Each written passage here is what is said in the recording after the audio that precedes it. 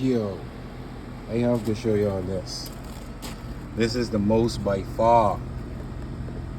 So I couldn't get the line clear of my vacuum, my trusty Craftsman.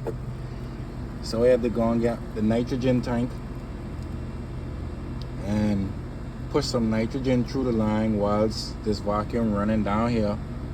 That's how hard it was to unclog, but I see why. Like, look at that, man.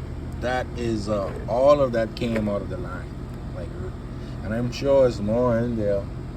I want to pour this out so you guys can see exactly how much slime this is. It's like ridiculous.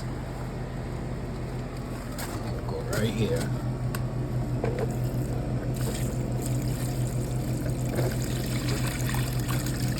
Yo, that is crazy. Ew.